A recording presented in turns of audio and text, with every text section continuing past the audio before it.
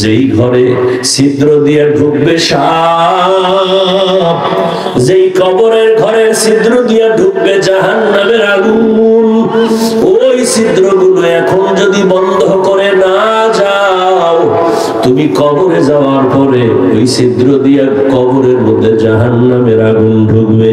তুমি বড় লোক না ছোট লোক কেউ জানবে না, ওই কবরে তোমাকে কিছুই ক্ষমা করবে না। কবরে যাওয়ার পরে কে ধনী কে গরিব কে আলেম কে মূর্খ কোনো ভেদাভেদ থাকবে না। সবার বেলায় তিনটা প্রশ্ন করা হবে। এক নম্বরে রবের পরিচয় দাও, দ্বিতীয় প্রশ্ন ধর্মের পরিচয় দাও, তৃতীয় রাহমাতুল লিল আলামিনের পরিচয় দাও। নবী বলেন ওখানে গিয়া এই তিন প্রশ্নের জবাব যারা দিবে তাদের জন্য কবর হবে রওজাতুম মিন রিয়াজিল জান্নাহ। আর যারা জবাব দিতে পারবে না তাদের জন্য কবর হবে হুফরাতুম মিন হুফারিন নার। অনেক পণ্ডিত কিন্তু বলতেছে কবরে আযাব হবে না। চরমনের জমিনে ঘুমান্ত ওলিয়ে কামেল সৈয়দ ইসহাক রাহমাতুল্লাহ আলাইহি লিখেছে, ও দুনিয়ার বাবারা, যদি তোমরা বলো কবরে আযাব হবে না, আলহামদুলিল্লাহ, তোমারও কোনো পেরেশানি নাই, আমারও পেরেশানি নাই।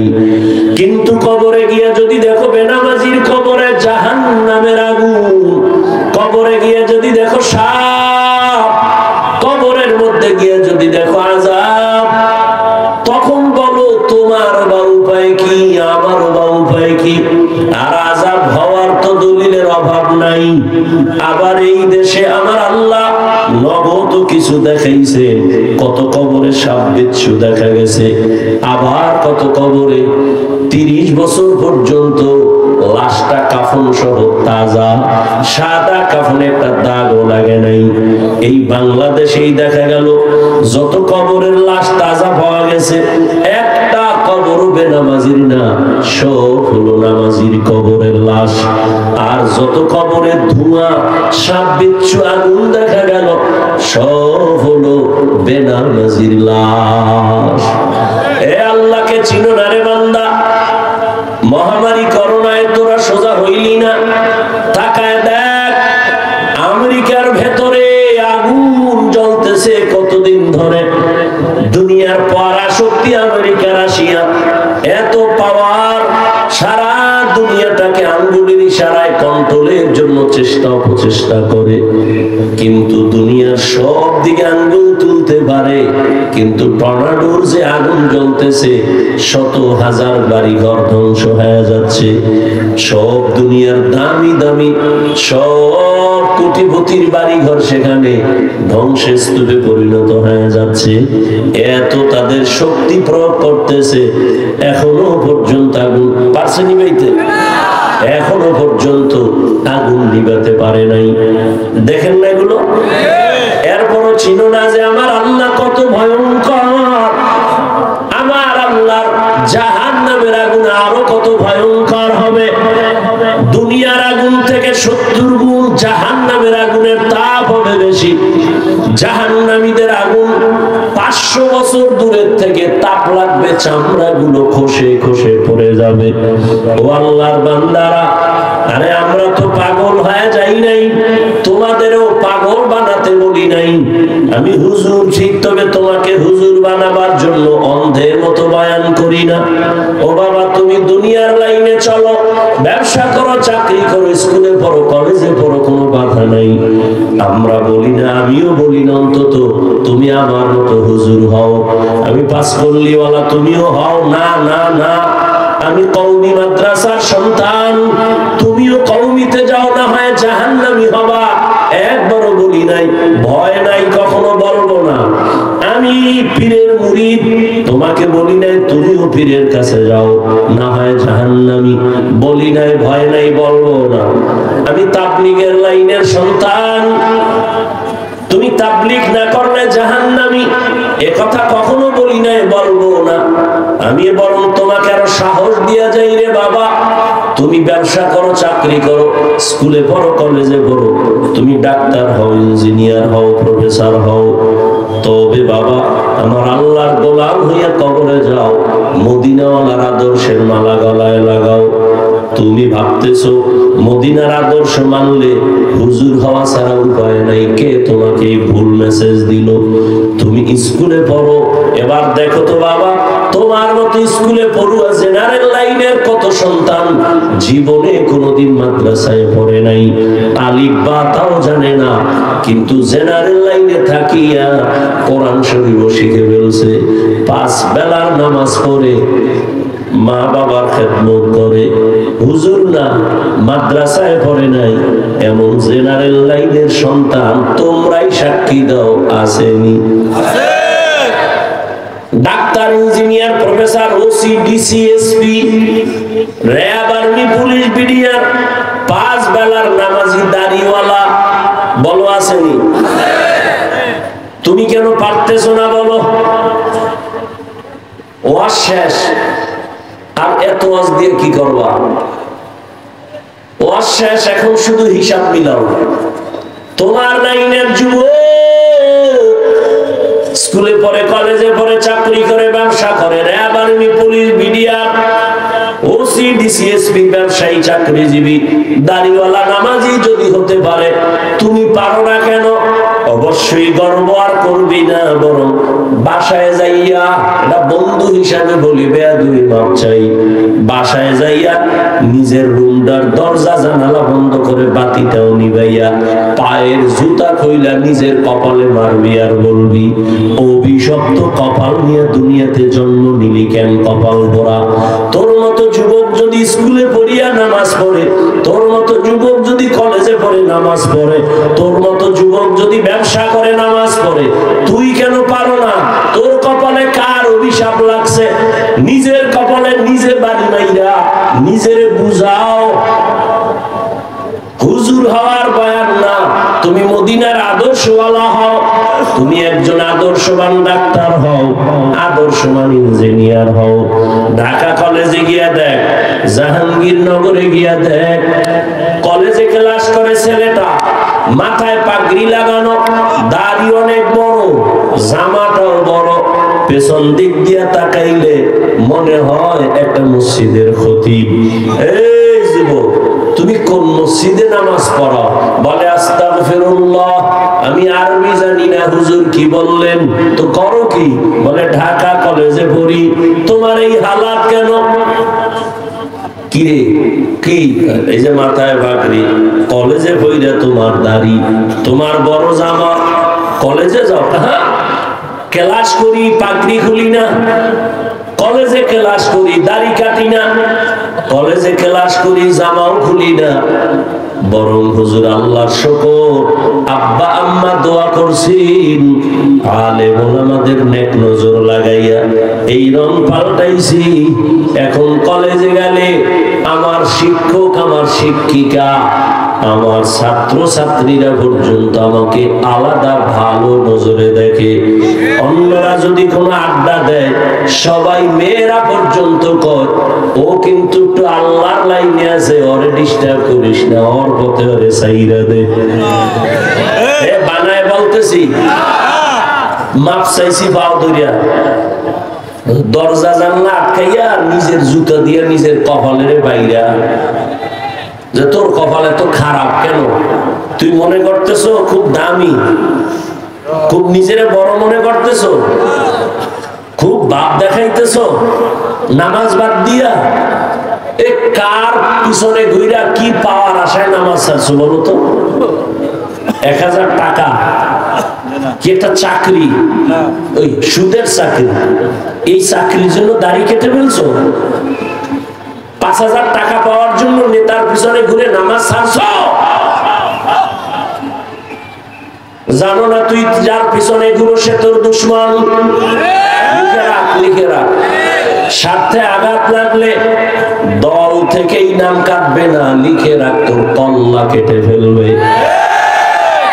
সোনার বাংলার রাজনীতি এখনো টের পাও নাই? স্বার্থে আঘাত লাগলে শুধু দল থেকে নাম কাটে না, কল্লা কেটে দেয়। এখানে তো অনেক আলেম ওলামা আছে, মাঠেও আছে। আমার কথা যদি খালি কোরআন হাদিস না, তোর যুক্তির বাইরে হয়ে দাঁড়া। কোরআন হাদিসের বাইরে হইলে তো জুতা লবি। তো কোরআন হাদিসের বাইরে তো না, আলহামদুলিল্লাহ। বাকি তোর যুক্তির বাইরে হয় কিনা সেটা বল, আমি ফিরে আসবো আমার কথা থেকে।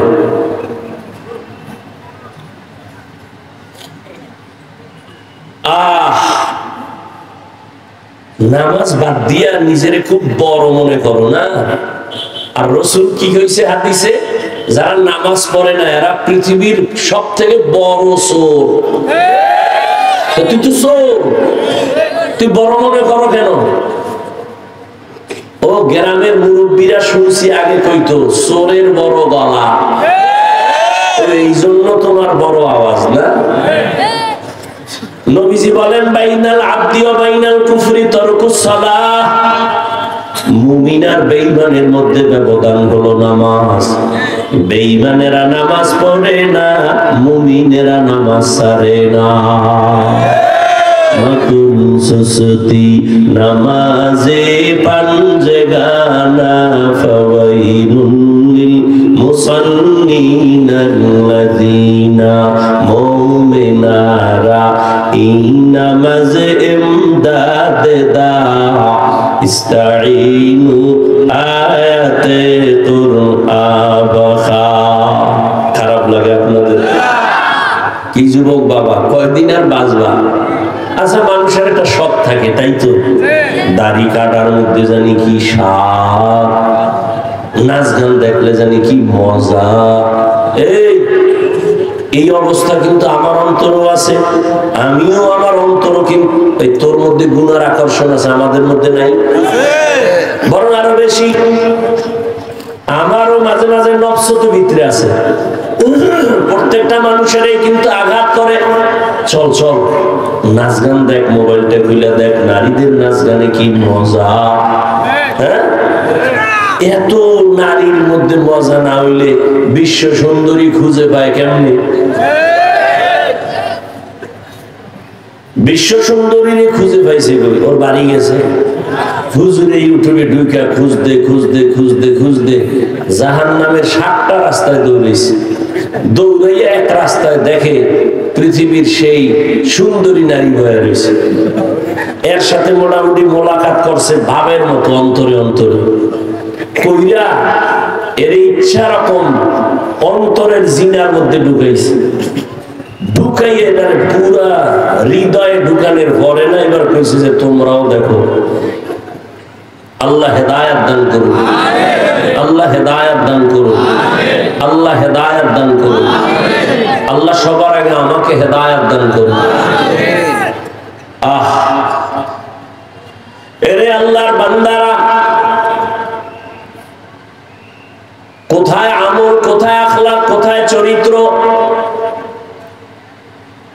ও আমার যুবক বাবা, আমি যে এতক্ষণ কত কষ্ট করে কথা বলতেছি সেটা তো আমি বুঝতেছি, আমার কত অসুস্থতার মাঝে। এরপরও কথাগুলো বলতেছি কাউকে আঘাত করার জন্য না, জাহান্নাম থেকে বাঁচাবার জন্য। দুনিয়া কিছুই না রে বাবা। যুবক, কয়েকদিন তোমার হায়াত, মনে চাইছে পার্কে যাবি, দৌড় দিছো, যে বাধা দিছে তারে মনে করছো সে তোর জীবনের দুশ্মন, ঠিক নি? মনে চাইছে তুই মাইয়াদের নাচ গান দেখবি, দৌড় দিছো, কেউ বাধা দিছে মনে করেছো দুশ্মন। মনে চাইছে নামাজ পড়বি না, পড়ো নাই। মনে চাইছে দাড়ি কাটবি, সাথে সাথে কেটে ফেলেছো। এখন কি সব মিটে নাই? আর কতদিন পার্কে গেলে তোর আশা পূরণ হবে? তারপরে তওবা করবি বল। ও আমার কলিজার যুবক বাবারা, জীবনে তো কম নামাজ ছাড়ো নাই, আর কতদিন নামাজ বাদ দিলে তোমার মনের আশা পূরণ হবে? তারপরে তওবা করবা বলো। জীবনে তো কম দাড়ি কাটো নাই, আর কতদিন দাড়ি কাটলে তোমার মনের আশা পূরণ হবে? তারপরে তুমি তওবা করবা বলো। জীবনে তো মাইয়ার চরিত্রের উপরে হামলা কম করো নাই।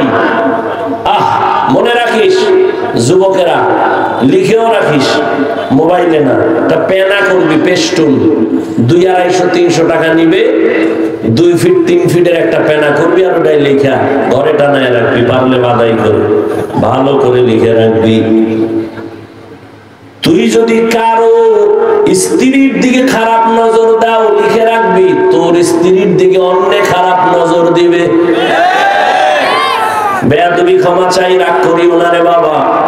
ও যুবকেরা, ও বৃদ্ধ বাবাজিরা, তুমি যদি অন্যের মাইয়ার দিকে খারাপ দৃষ্টিতে তাকাও, তোমার মাইয়ার দিকে অন্যেরা খারাপ দৃষ্টি দিবে। মনে রাখিও, মনে রাখো, এর ঔষধ এইটাই। তুমি যদি কারো কন্যার দিকে খারাপ দৃষ্টিতে তাকাও, তোমার কন্যার দিকে খারাপ দৃষ্টি লাগাবে। তুমি যদি কারো চরিত্র নষ্ট করো, তোমার আন্ডারে যারা আছে এদের চরিত্র আর একজন নষ্ট করে ফেলবে, তোমার অজান্তেই হয়ে যাবে। অনুরোধ করে বলছি, এখনো তওবা করে নেও। জীবনে তো কম নামাজ ছাড়লা না, আরো কি শখ আছে ছাড়া? এখন একটু ফিরে যাও। আমগো শখ আছে, আমরা তো একবারও শখ মিটাইতে পারলাম না, পার্কে যাইতে পারলাম না। অন্তরের শয়তান আমারে ধাক্কা দিছিল দাড়ি কাটার জন্য, আমরা তো একবারও শখ মিটাই নাই, বরং আগেই দরজা তালা লাগাইছি। এরপরও ধাক্কা। এজন্য দোয়া চাই সবার কাছে, আল্লাহ মাফ করেন, আমরা গুনাহ থেকে যেন বাঁচতে পারি। এমন একটা মুনাজাত নাই যে বলি না, আল্লাহ মোবাইলের গুনাহ থেকে বাঁচাও, মোবাইলের গুনাহ থেকে বাঁচাও। কারণ এই মোবাইলের দ্বারা এক বাড়ির মধ্যে, এক ঘরে কয় রুম? এই আপনারা বাড়ি ঘরে যারা থাকেন, রুম আছে না আলাদা? এক রুমে মা বাবা, এক রুমে মাইয়া, আর এক রুমে ছেলে। সব রুমে রুমে মোবাইলে চলে সারা রাত। জেনা, চোখের জেনা, কানের জেনা, জবানের জেনা, সারা রাত পুরা ঘরের মধ্যে চলে জেনা।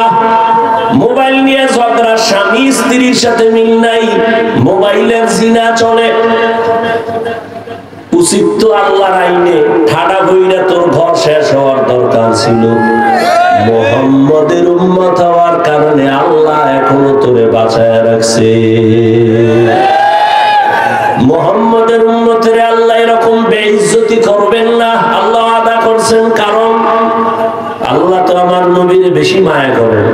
মুসা নবী আল্লাহর আশিক, ঈসা নবী আল্লাহর আশিক, ইব্রাহিম নবী আল্লাহর আশিক, নূহ নবী আল্লাহর আশিক, সুলাইমান নবী আল্লাহর আশিক, আর আল্লাহ হলেন মুহাম্মদের আশিক।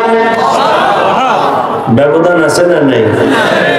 ইমামুল আউয়ালিন আল আখিরিন বাহরে সাদকা রাহমাতাল লিল আলামিন সাইয়্যিদুল কাউনাইন খাতমুল মুরসালিন আখিরাম বুদে ফখরুল আউয়ালিন। আর কয়দিন দাড়ি কাটলে তোমার আশা মিটবে, তারপরে তওবা করবা। এবং এই কথাটা আমাকে বলো যুবকেরা, তোমার হায়াতের বাকি আছে কতদিন? 20 বছর? শুনে রাখ, চোখের সামনে দেখলাম শুধু ইদানিং কালে যুবক যুবক সুস্থ এবং যুবকের লাশ। অসুস্থরা কম মরে ইদানিং কালে। ডাক্তার বলছে অসুস্থ রোগীর কোনো চিকিৎসা নাই, যা মনে চায় খাওয়াও।